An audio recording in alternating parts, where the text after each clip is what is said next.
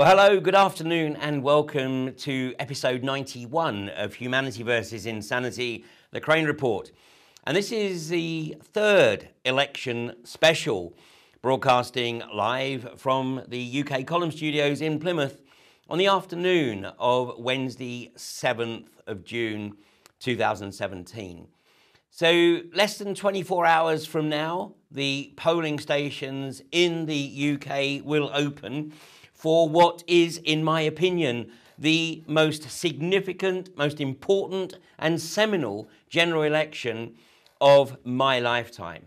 And I'm addressing anybody who is seriously still considering voting for Theresa May and the Tories, or anybody else with the exception of Jeremy Corbyn, because this is an election that absolutely comes down to the personalities, because I would be most unlikely to be recommending any kind of support for the Labour Party were it not for Jeremy Corbyn. Jeremy Corbyn's power base is not the Labour Party per se. Jeremy Corbyn's power base is the people. And this is what the establishment are getting so rattled about, because they are witnessing the politicising of the British public like never before. And this is exactly what Zbigniew Brzezinski stated a few years ago, where, and I often repeat this because it's so insightful, he said the greatest obstacle to establishing the one world government is the rapid political awakening of the masses. And this election in the UK is quite possibly the election that will signify the end of the lamestream media influence, and particularly Rupert Murdoch. But of course, they're not going to just roll over. But here's an example of the media today in the UK. The Daily Express here: vote May or we face disaster.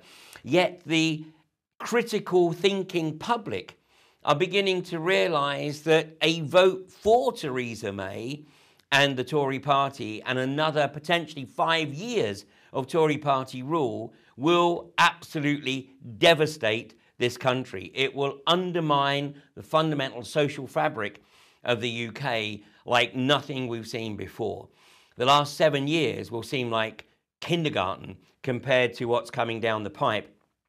And this is the kind of article that I'm sure that the many commuters in the southeast will pick up, because the vast majority of people in the southeast have no concept of life outside of that particular bubble. So this is Alex Brummer: economic meltdown. Over 40 years, Mail City editor Alex Brummer has seen boom and bust, but nothing terrifies him more than Labour's kamikaze policies, which he says will bankrupt Britain. Well, for a city editor with 40 years of experience, this article in today's Daily Mail is quite possibly the most naive financial analysis that I have read in a long time. In fact, it's the sort of analysis that I would expect to be produced by somebody studying economics in their first term at university, who has been conditioned by the likes of the Murdoch media or the Daily Mail. It's incredibly ignorant because, as I demonstrated earlier in the week, the Tories have increased the national debt. They have tapped into that magic money tree because they know very well how it works. Fractional reserve banking, the creation of money from nothing. And the Tories have increased the national debt by 70%, from just under $1 trillion when David Cameron took office in 2010 to nearly $1.7 trillion today, whilst of course preaching the need for austerity. And where has that increased borrowing gone? Well, straight into the tax havens, primarily of the Cayman Islands, the Bahamas, Jersey and Guernsey, because it's been fleeced by the corporatists who know very well how to play the system, and their compliant puppet politicians who have enabled them to perpetrate this fraud on the British people.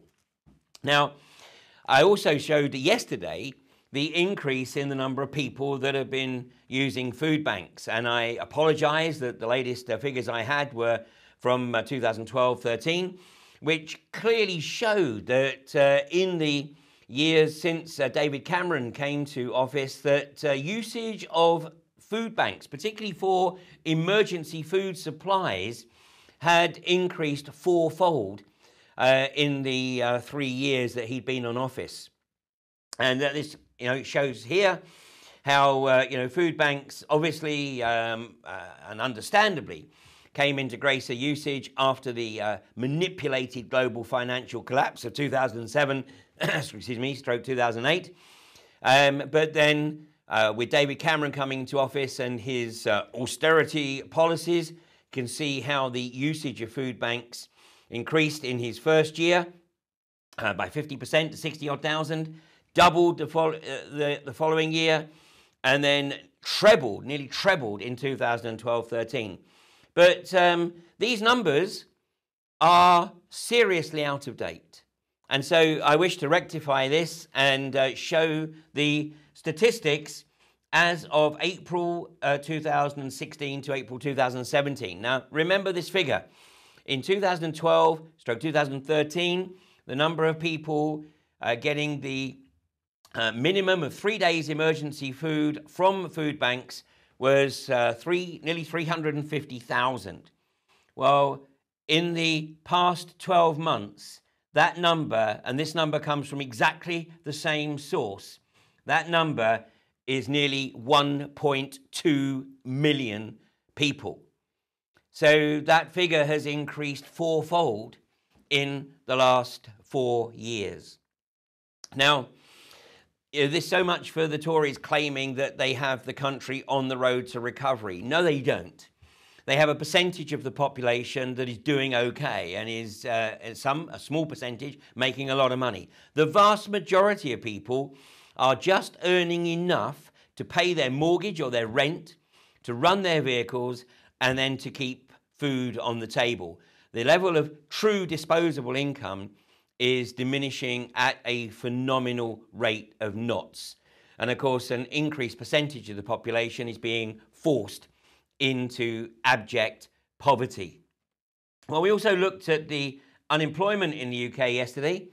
And of course, the Tories are claiming a fall in unemployment, but that figure is manipulated by the excessive use of 0 hours contracts. And as I was reminded yesterday, of course, the little variation on that theme is things like 4 hours contracts, 8 hours contracts. I mean, arguably a 16-hour contract, that represents part-time employment. But 4 hours and 8 hours contracts, which get people off of the unemployment statistics by simply giving them a half day or 1 day of work per week, which is fundamental slavery. So what you're looking at in the mainstream media is an outright case of, it is effectively fake news. The right-wing media has a gripe when the BBC allegedly stuffs an audience with a hostile crowd against the Tories. But the right-wing media, the Sun, the Mail, the Express, the Telegraph, the Times, these outlets are mounting a phenomenally biased campaign against Jeremy Corbyn. Now, one of the issues with employment, and this is something where it is really, really important for those people who are currently supporting Jeremy Corbyn, and that includes me, we have to hold the politicians' feet to the fire, because there are some disconnects, of course, in the policies of both parties. But one significant disconnect, and in the Labour manifesto, Labour talk about managed immigration. And this is a crucial element, because a massive part of the cause for lack of employment, for low wages, for minimum hours, 0 hours, 4 hours, 8 hours contracts, is the phenomenal increase in immigration and therefore the availability of labour, particularly in the unskilled and semi-skilled area. And on this chart on the screen now, what we can see here is the difference in the net immigration. So this is the increase in the population by quarter here. And this is emigration, and this line here is immigration. And of course, the difference is the net add to people in the country, and a significant chunk of those coming into the employment market. And only a very small percentage of those people are professionals. The rest are looking to better themselves. And who can blame them? Who can blame somebody for wanting to take the opportunity to earn 5, 6, 10, 20 times more than they can in their home country? And of course, many of these people are not necessarily intending to be here for long term, but they are able to, willing to put up with living conditions that would be unacceptable to most people, to hotbed, to multiple occupancy of properties, whilst they take the employment away from people who actually need that money to raise families, as opposed to people who are understandably working hard to then send money back home to their families in their other country, because they can earn so much more here than they could there. So this is something that has to be managed very, very carefully. This is the Coudenhove-Kalergi agenda, and that's what we see on the screen here. You know, we see this massive jump in immigration when Tony Blair took office. And of course, Peter Mandelson went on record just a few years ago as saying, immigration, we went out looking for people to bring into the country. This was and still is a deliberate strategy to undermine national homogeneity by stuffing the countries, not just the UK, but Northern Europe, with immigrants. And a lot of the, all of the conflict that has been initiated in the Middle East and in Africa, North Africa, has been geared to bringing about this agenda to end the national homogeneity on the basis that the globalists believe that this is the easiest way to effectively get nation states to give up their national sovereignty. So, it's not going to be an easy ride, even when Jeremy Corbyn gets into number 10. And like I said, the most significant element of this is that it will be the single most important pointer that the lamestream media is losing its influence. And consequently, the pressure that is going to be brought to bear if Theresa May somehow manages to get a majority, then what we will see is a phenomenal attack on social media, on the internet, on YouTube, on Google. And it'll be done through reaching tax agreements. The British government will give them an easy ride when it comes to UK taxes if they agree to restrict the flow of information. So it'll become very much like China. So it's not, like I said, it is so crucial that people understand that this doesn't end tomorrow. Tomorrow is just the start. Whomever gets into number 10, it's just the start. And the British public have to hold their elected representatives' feet to the fire on every single issue. Okay, let's change the tack a little bit here, because one of the issues that it would be remiss of me not to discuss, which the media are, of course, conveniently ignoring, is that Theresa May, as the leader of the Tory party and formerly as the Home Secretary, is responsible for protecting establishment paedophilia. Her track record, I know people will argue that this goes back way before Theresa May, and no question. And I know that there are suggestions that Jeremy Corbyn didn't actually speak up when he had the opportunity, when he was made aware of child abuse in his North London constituency.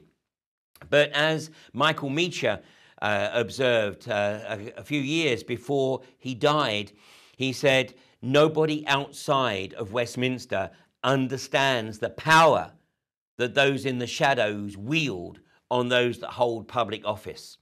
So who knows what pressure was brought to bear on Jeremy Corbyn not to go public with what he knew about the child abuse in North London. But Theresa May, who as Home Secretary, effectively killed off 3 successive inquiries by making sure that the inquiries had no teeth, that their terms of references were so constrained that in each case the person appointed to lead the inquiry effectively resigned in frustration. And of course, she's continued that in her role of Prime Minister.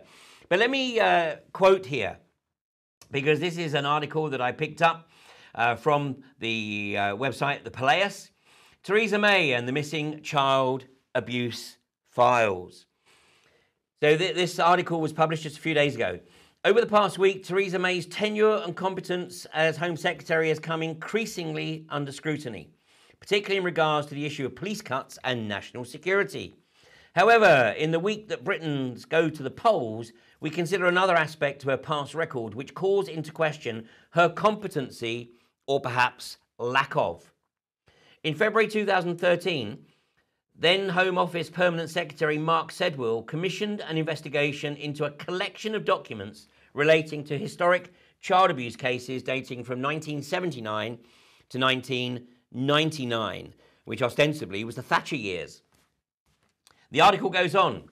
Sedwill quickly discovered that 114 potentially relevant files were missing, presumed lost or destroyed. Among these documents, there is believed to have been a dossier which was passed to Lord Britton by the late Conservative MP Geoffrey Dickens.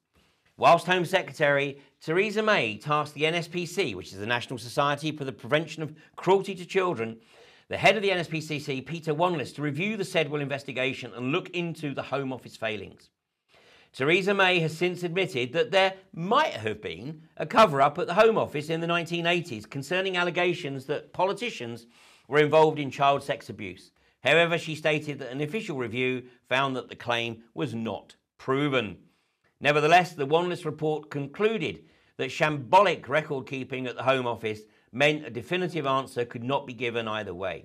Though the files remained missing, it claimed that no one person could be directly connected to the allegations. Former Child Protection Manager Peter McKelvey claimed that at least 20 prominent people in Westminster had abused children. There was the suggestion that they used children's homes as a supply line, but this is yet to be substantiated.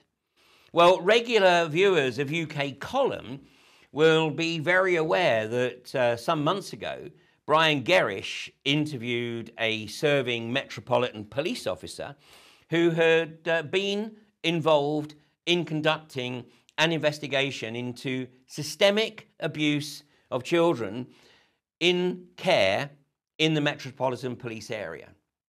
And his investigation, apparently, concluded that there was indeed systemic abuse of children in care in the Metropolitan Police area. And despite attempting to bring that into the public domain through multiple channels, at every stage of the way, he was blocked. Now, we'll put a link to that interview under the YouTube and on the Facebook links of this video. And I encourage you to listen to what this serving police officer has to say, and in particular about his experiences of the cover-up by the establishment, no less than the Home Office. So Theresa May has been on point, both as Home Secretary and as Prime Minister, in protecting establishment paedophilia. Well, consider the possibility that her motivation for this is something that is rather a little bit too close to home for her. Now, I'm going to leave you to read this article at your own leisure, which is why I've put the link there.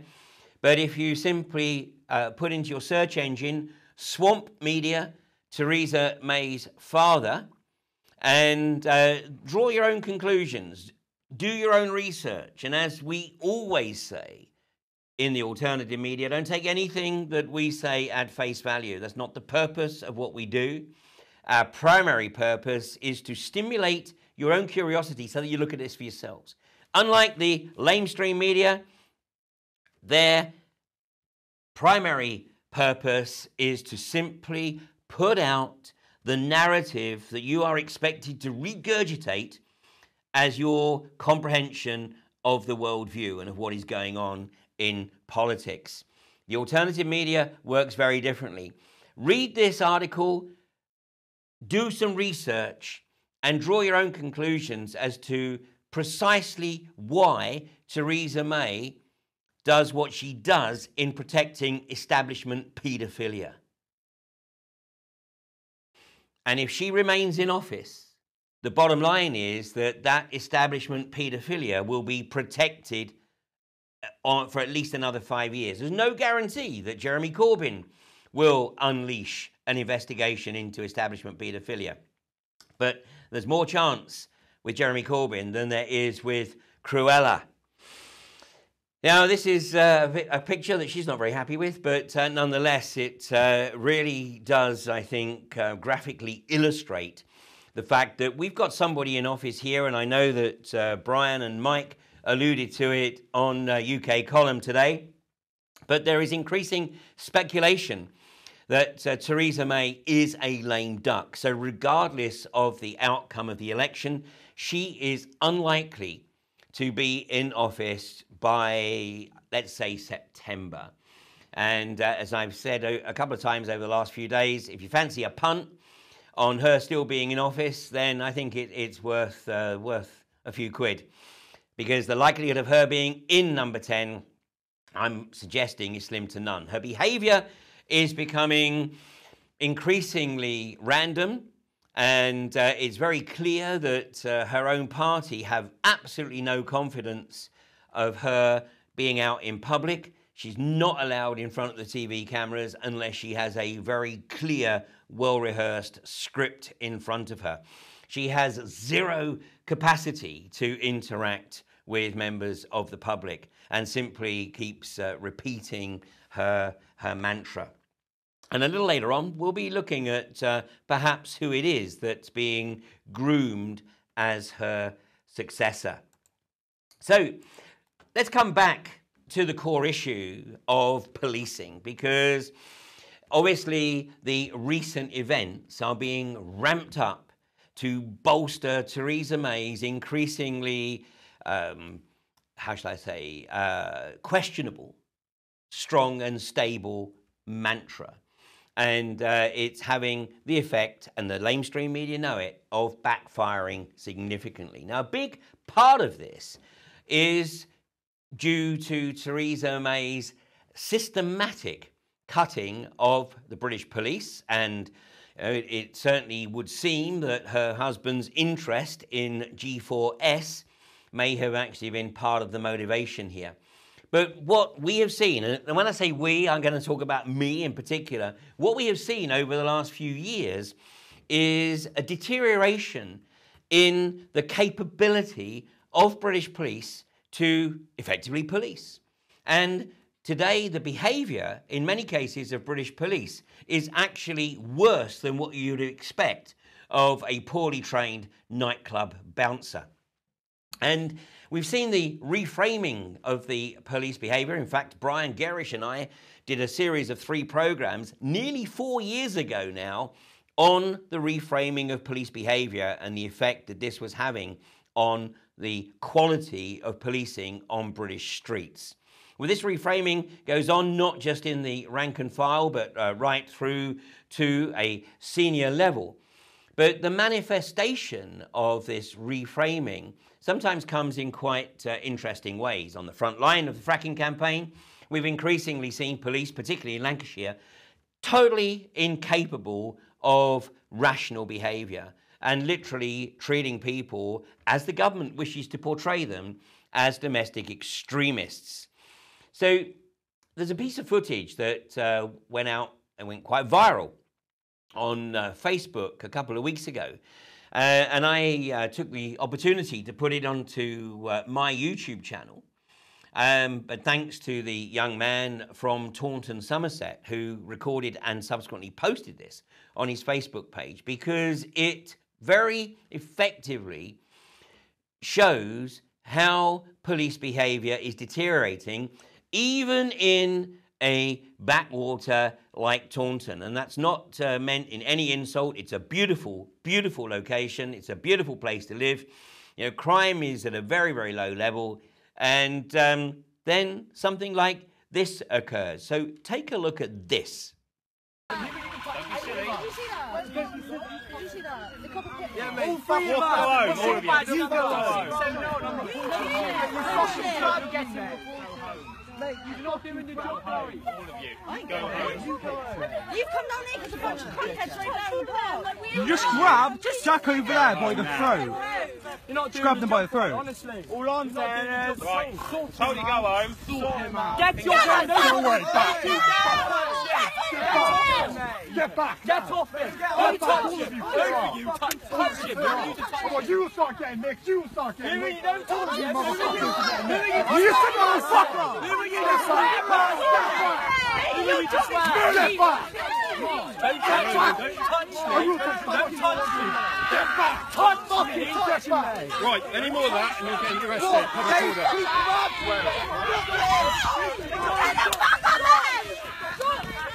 Right, you're under arrest for assault, police. All right? Get off him!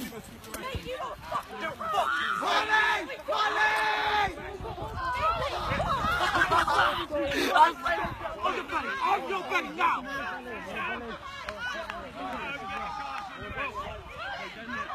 You lot, fuck off! Fuck off!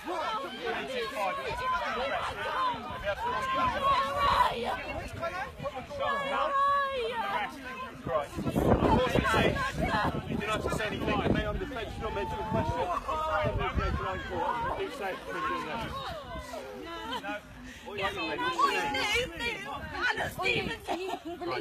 No, yeah, just holding her arms, that's all, alright? Did you see what he just done? I saw her kick a policeman, yes. Yeah, did you see him? That police officer right there grabbed fucking Jack by the throat. Right, and that's safe. Get off me! He's under arrest, mate. Just calm down, young lady. She's kicked one. You right, Matthew? Right, I will do, yeah. Come on now.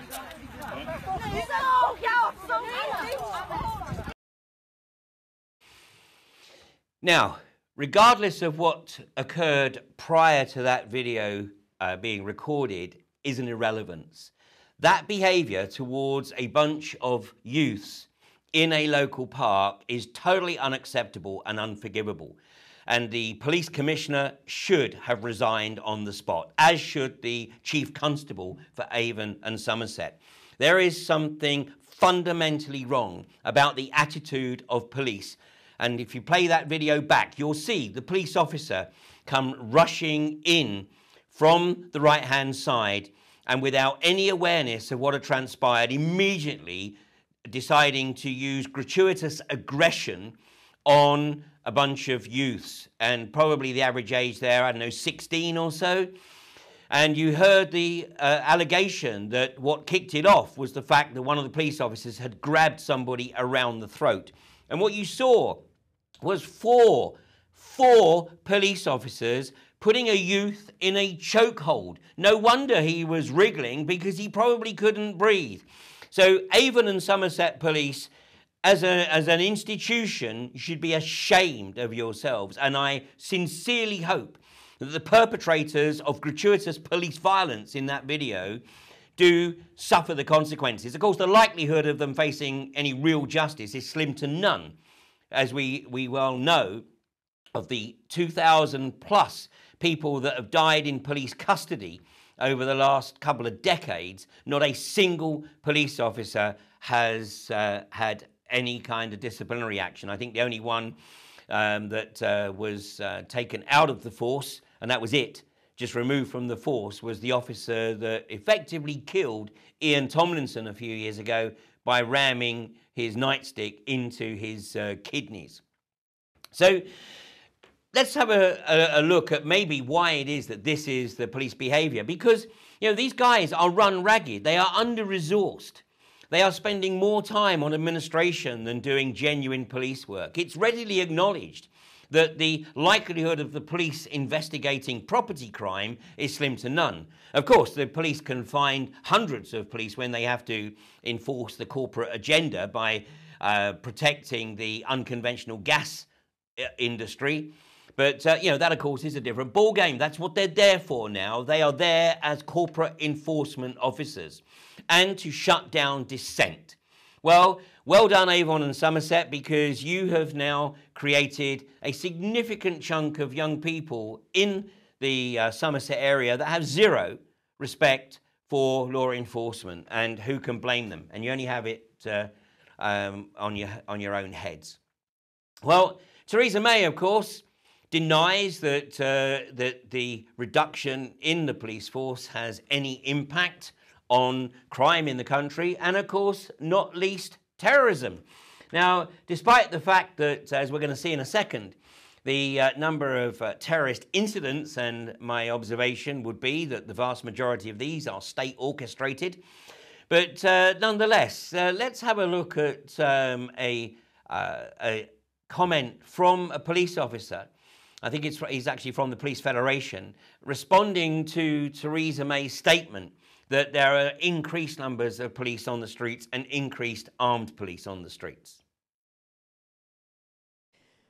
This weekend, the Federation warned that spending reductions mean that we'll be forced to adopt a paramilitary style of policing in Britain. Today, you've said that neighbourhood police officers are an endangered species. I have to tell you that this kind of scaremongering does nobody any good. It doesn't serve you, it doesn't serve the officers you represent, and it doesn't serve the public. Okay, that was Theresa May speaking at the Police Federation conference. Now, hopefully, the next video I play, I have loaded up the wrong video apparently. So, but there is a video that I will put a link to under the YouTube of this presentation, which shows the Police Federation rebutting this statement, of course, that the Police Federation are just scaremongering. Well, let's have a look at the statistics on terrorism. And as we see from 2001, if we look at this century, and obviously there were 355 terror attacks allegedly, and a significant number of those killed obviously were in 9/11. And then there was a reduction. And then, of course, we had the invasion of Iraq in 2003 by the warmonger Tony Blair and George W. Bush. And funnily enough, then we see an increase, obviously, as the Western nations bomb these countries back into the Stone Age. And, of course, that's exactly what the government of Afghanistan was threatened with a month or so before 9/11, if they refused to allow Occidental to build a pipeline across their country. And here we are in 2013, up to 18,000, and then nearly doubled in 2014. And, of course, this is perpetrated by, ostensibly, by the West, one way or another. It is either due to the fact that we are creating radicals, and who can be surprised, because we're bombing their families, we're bombing their homes, we're bombing them out of their countries, or it's the radicalization that is then nurtured by the state. And you know, we are seeing in the media now that there is the acknowledgement that many of the perpetrators are not only known to the state, they have been facilitated by the state. And on that basis, just a few hours ago, I stumbled across a video, and this is a video that's been uploaded by Daniel Glazebrook. Now, that Daniel's not a name that rolled off my tongue. I'm not familiar with him, but I did a little bit of investigation, and here's what I came up with. Daniel Glazebrook is a freelance political writer who's written for Russia Today, Counterpunch, Zed Magazine, The Morning Star, The Guardian, The New The Independent, and Middle East Eye, amongst others. He's also in the process of writing a book looking at the way in which the state intelligence agencies have deliberately nurtured extremism and fundamentalism to further a right-wing control totalitarian agenda. So this is just, I think, about 5 or so minutes, but listen to what Daniel Glazebrook has to say. It's remarkably insightful. So I woke up yesterday morning to the news of another terror attack. In fact, 2 terror attacks. There was one in Kabul and one in London. And as always in these attacks, my sympathies and my thoughts, my heart goes out to the victims and their families. The news coming out of these places is of obviously unspeakable horror, and it beggars belief that anyone could support these kind of attacks. And yet our government, the British government, does support these kind of attacks and has done systematically as a tool of its foreign policy. In 2011, a vicious racist insurgency began in Libya, and the British government supported it openly. The insurgency targeted soldiers, police, African migrants and black-skinned Libyans. The British government led the calls for military intervention on the side of the insurgency, calls which eventually led to a 7-month NATO bombing campaign against Libya, resulting in the total destruction and obliteration of the Libyan state, a once peaceful and prosperous state, and to the seizing of power by the insurgents. And the British government knew precisely the nature of the forces that it was backing. On the second day of the rebellion, this is around a month before the NATO campaign got underway. On the second day of the rebellion, it was reported in mainstream media that the rebels had captured around 50 African migrants, locked them in a police cell that they'd taken over, and burnt them alive. Early reports from the early days of the insurrection reported building workers from Chad, around 70 to 80, being hacked to pieces by the rebels. And this is the nature of the insurgency that Britain was supporting. The involvement, likewise, of Al-Qaeda was well known. For years, Britain had harboured the Libyan Islamic fighting group and its fighters, sheltered them, given them refuge and so on in Britain. And this group was the Al-Qaeda affiliate in Libya. And its main leader, Abdul Hakim Belhaj, became the commander of the rebels' forces in Tripoli, the Tripoli Brigade. His job was to coordinate with NATO the attack on Tripoli. So in many ways, Belhaj was NATO's leading man on the ground in Libya. And this was the man who was openly the leader for 15 years of Al-Qaeda's Libyan affiliate, the Libyan Islamic Fighting Group. So Britain knew exactly who it was bringing to power. It knew exactly the forces that it was involved with, the same forces that would go on to become ISIS. And it supported the rebellion. So where does Theresa May come in? Well, since 2005, the Libyan Islamic Fighting Group had actually been proscribed as a terrorist organization by both Britain and the US. And its fighters in Britain, many of them were placed under what are called control orders, a form of house arrest. Yet when the insurgency broke out in Libya in 2011, the control orders were suddenly lifted to enable these fighters to go and join the British-sponsored Al-Qaeda rebellion in Libya. The fighters included Salman Abedi, the Manchester bomber, as well as his father. Salman Abedi at the time was 16 years old, and his father was a known member of the Libyan Islamic Fighting Group, Libya's Al-Qaeda affiliate. So who was responsible for this policy of lifting these orders so that these known Al-Qaeda members could go and fight and train in Libya? Well, control orders come under the remit of the Home Office, the responsibility of the Home Office, and who was the Home Secretary in 2011? Theresa May. So Theresa May personally was responsible for changing the status of known Al-Qaeda members, including the Manchester bomber's father, to ensure that he could travel unimpeded and they could travel unimpeded to train and fight in an Al-Qaeda led insurgency in Libya. And the same policy applied to Syria as well. But that's not all. Anytime someone on the terror watch list tries to leave or enter the country, automatically a warning is flagged up to alert the border control officials, who can in turn alert the counter-terrorism police. So some of these fighters were actually stopped and questioned by counter-terror police. But MI5 overruled them to ensure that they could travel freely to and from these training camps and so on in Libya and Syria. And literally you can read about this. There's a well documented, there's an article on Middle East Eye recently called Sorted by MI5. Literally people would be stopped, these fighters would be stopped by counter-terror police because their names had triggered a warning. And they would literally get on the phone to their friends in MI5, and MI5 would overrule the police to allow them to travel back and forth freely. And again, who is responsible for MI5? MI5 comes under the responsibility of the Home Office.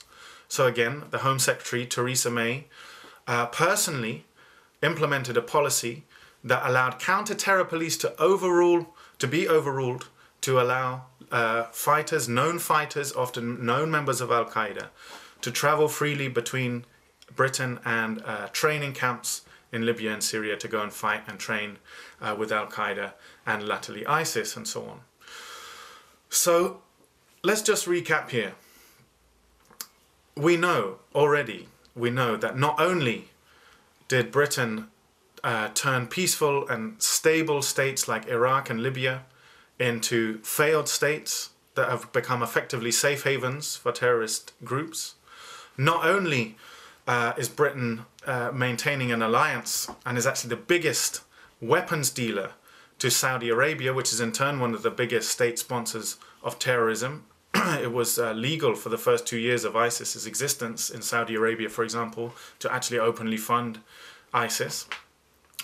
Not only did the British government openly fund, equip and train fighters in these insurgencies in Libya and Syria, insurgencies which it knew itself to be led by Al-Qaeda and associated groups, but we now know also that Theresa May herself actually had a policy to ensure that counter-terror police could be overruled to allow the unimpeded travel back and forth between Britain and terror training camps of fighters in Libya and Syria. And this included Salman Abedi. Salman Abedi returned from his final trip to Libya, presumably his final training session with ISIS just a few days before the Manchester attack. Now we know he was on a terrorist watch list, so this would have triggered a warning. But thanks to Theresa May's policy, this warning was overridden. So that's the state that we're in right now. And the British government has blood on its hands, without a shadow of doubt.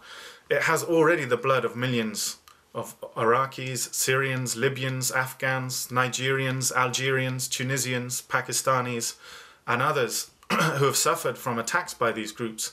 But now to that can be added that the British government has the blood of 22 Mancunians and 7 more Londoners. The British government, the cabinet, Theresa May and her cabinet, these people are complicit in murder. They're war criminals. And if the Nuremberg principles, the principles established by the Nuremberg Tribunal, established after World War II, were applied, then they would be hung. They would be hung. Well, I'm not going to endorse capital punishment, but on the basis of the amount of blood that British politicians, along with other nations, but British politicians are our concern, and they are perpetrating this aggression in our name. And it's time for it to stop. And the reason the establishment are so concerned by Jeremy Corbyn's emergence is that his track record is that of a man of peace. Obviously, enormous pressure is going to be brought to bear on him if he steps into number 10 later this week. But that's down to us. We'll come back to that in just a second, but I want to close out the program today because I've alluded to it over the last couple of days as to who is going to replace Cruella, i.e. Theresa May, when she is forced to step down in the aftermath either of a defeat or even if she manages somehow, because it won't be through any efforts on her part, to actually hold on to the Tory majority. Well, of course, a lot of people are speculating that Boris is a prime candidate. Of course, George Osborne must be kicking himself, not that Cokehead George had any real chance other than in his own delusional, fugged mind. But Boris is certainly quite popular amongst Middle England. But no, there's no way that the establishment would let Boris in there. Too much of a loose cannon. So who is being groomed? Well, here's a clue. Take a look at this video.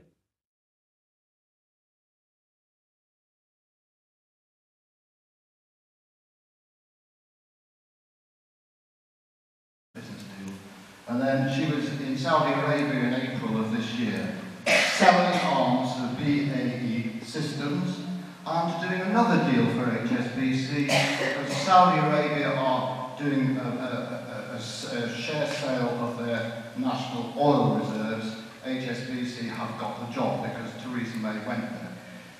Saudi Arabia are the country responsible for IS and they support IS. We supply arms to Saudi Arabia through... Awfully sorry, but we missed the subject that we're on at the moment, which is about... We're talking about Manchester. That is why I'm A5 for sending kids from Manchester to Libya. Am I being censored?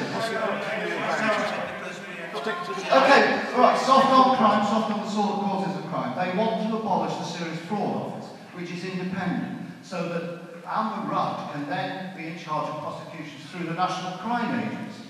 Sorry, which is the personal attack I wish to avoid. Why? I'm sorry. Come on. Come on. This is censorship. I have suffered censorship for 10 years. None of people don't know about these things because of censorship. I'm sorry, but we only know about it. Isn't that outrageous? We supposedly live in a country that practices freedom of speech, yet there is Amber Rudd in her Hastings constituency instructing the chairman. She can clearly be seen passing a note to the chairman, who then hits the bell and effectively censures the comments about Britain's arms relationship with Saudi Arabia and Saudi Arabia's relationship, obviously, to terror, which, of course, is being completely obfuscated by the British media. But Amber Rudd, so if you want to have a punt, my bet is on Amber Rudd being trotted out as the primary candidate to take over from Theresa May. Now, Amber Rudd, of course, in the past, when in her role at the Department of Energy, she was absolutely incensed when Lancashire County Council rejected Quadrilla's application to frack the wells at Preston New Road and at Rossiter. Of course, a decision that was subsequently overturned by Saeed Javid, the community's minister. But in a fit of pique, she overturned a ruling that had been being discussed for over 13 years and sanctioned the wire gas storage facilities in the northern part of the Fylde Peninsula. And it was her giving the finger to Lancashire County Council saying, you know, you don't make the decision we want you to make, then, you know, basically you're going to get it in spades. So now Lancashire on the Fylde has not only got the potential of being the centre point for the unconventional gas operation in the northwest, but also the gas storage caverns. And, of course, corruption is never far away. Her brother was very heavily involved with the company called Halite that has the contract to produce the gas storage facilities. So obviously she's got all the right qualifications to be the leader of the Tory party. She suppresses freedom of speech. She completely rides roughshod over democracy and effectively is another sociopathic narcissist. So perfectly qualified to take on the role.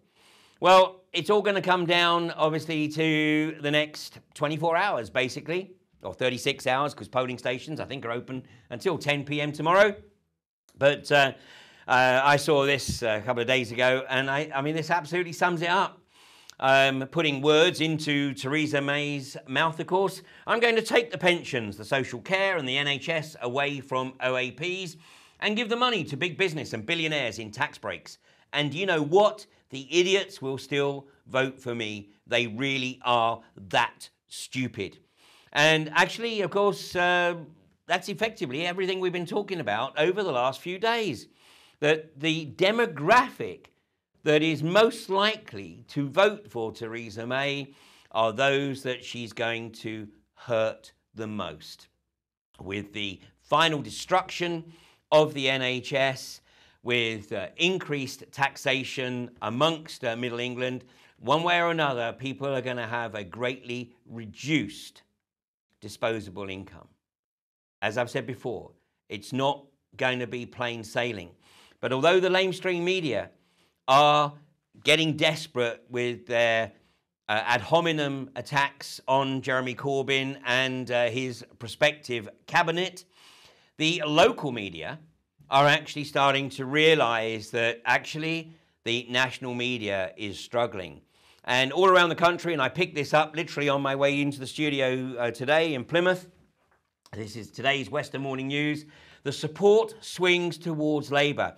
Well, this is the fact of the matter right across the country. In fact, it's support not for Labour, let's make it very clear.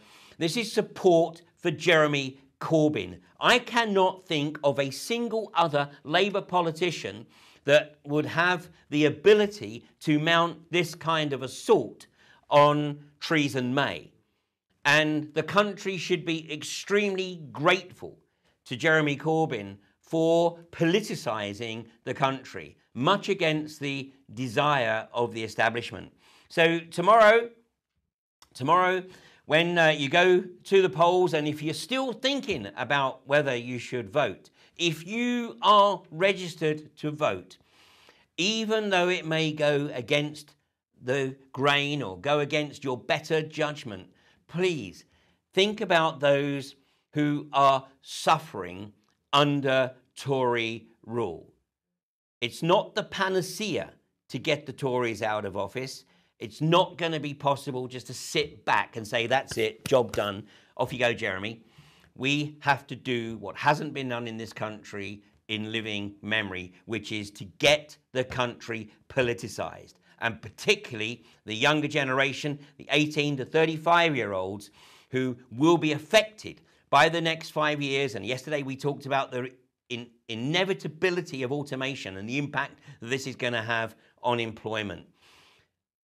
It is only Jeremy Corbyn's ability and desire to listen, as opposed to Theresa May and Amber Rudd or whomever is in the job, where they will simply tell what is going to happen. The next 24 hours are going to be absolutely crucial in British political history. So tomorrow, join me at 3 o'clock and we'll take a look at the early returns and see what's going on in the polls and get a feel for whether Jeremy Corbyn, with your help, might just pull this off.